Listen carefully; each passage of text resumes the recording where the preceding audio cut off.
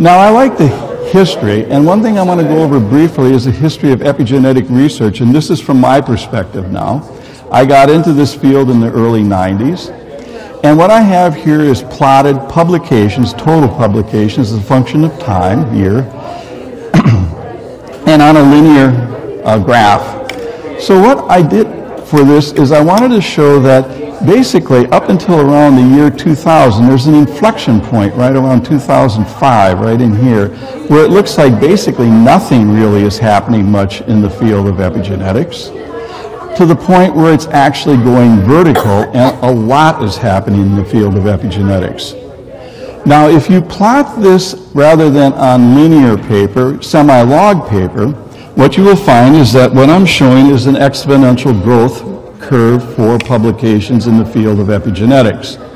And that in the scientific community, there's a doubling of the epigenetics papers every 1.5 to 2 years. Last year alone, we put into publication somewhere between 15 and 20,000 papers, which took us 15 years from 1990 to 2005.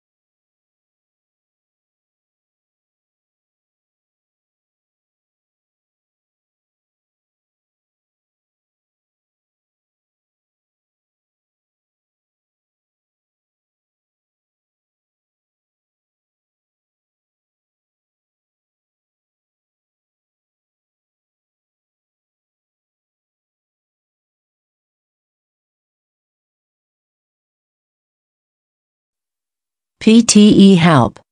Sample 90 scores response. The lecturer has plotted publications on the basis of functions of time years on a linear graph. It is evident from the description that nothing much happened until the year 2000 in the field of epigenetic. However, an exponential growth has been noticed in the publication of scientific papers in this field. Last summer alone, around 15,000 to 20,000 papers were published as a result of 15 years' diligence. PTE Help. Retell lecture and summarize spoken text. Copyrighted by PTE Help. Photoreceptors in your eye are an extraordinary piece of engineering. Do you know how sensitive a photoreceptor can be? What's the absolutely minimum possible detectable unit of light? 1 photon. Turns out your photoreceptors can, under appropriate circumstances, detect a single photon.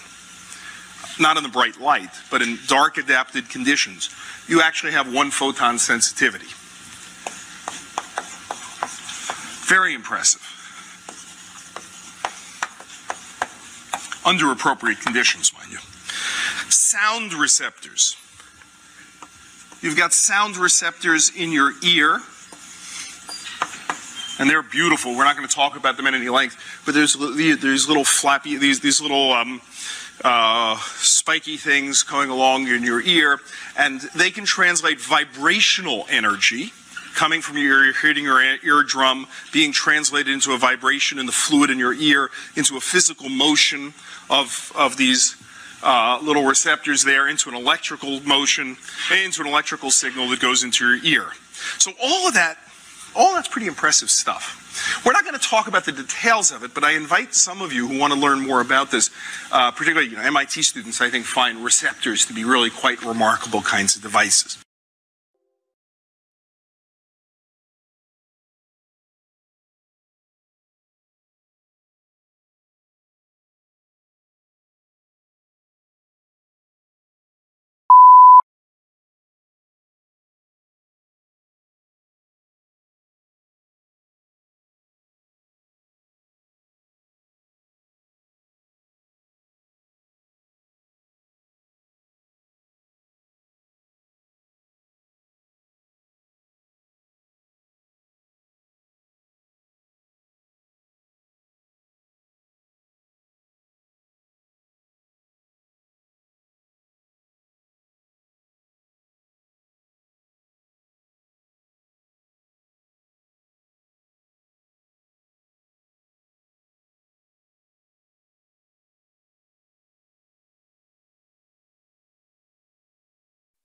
PTE Help. Sample 90 scores response. The lecture was about the human photoreceptors and sound receptors. The photoreceptors have 1 photon sensitivity in dark light conditions. The sound receptors in ear are flappy and spiky, and they translate vibrational energy from eardrum to vibration in the ear fluid. The physical motion converts electrical motion to electrical signal. The lecturer finally invited students for receptors lecture and also said MIT students find receptors remarkable. PTE Help. Retell lecture and summarize spoken text. Copyrighted by PTE Help. A language dies when the last person who speaks it dies. But you know, sometimes people say it dies when the second last person who speaks it dies, because then the last person has nobody to talk to. Well, of course, languages have come and gone throughout history as communities have come and gone. But what's happening now is something really quite extraordinary. Well, there are about 6,000 languages in the world at the moment, more or less. Nobody knows the exact number. And of these, people think that about half of them are so seriously endangered that they're likely to die out in the course of the present century. Now, the present century is 100 years, half is 3,000 languages, so that means one language is dying out somewhere in the world, on average, every 2 weeks. There are all kinds of reasons why languages die. One is the physical reasons, when people are affected by famine and disease and earthquake.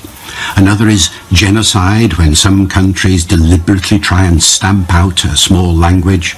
But the main reason is globalization. That is, there are some huge languages in the world like English and Arabic and Spanish and French, and these are like steamrollers, crushing the smaller languages that they find in their path. A great deal can be done to preserve an endangered language. The first thing is that the people themselves must want the language to be preserved. That's very important. The second thing is that the powers that be must want the language to be preserved. They must have a respect for the minority languages that are in their care. And the third thing that has to be there, of course, is cash. It costs quite a lot of money to preserve an endangered language.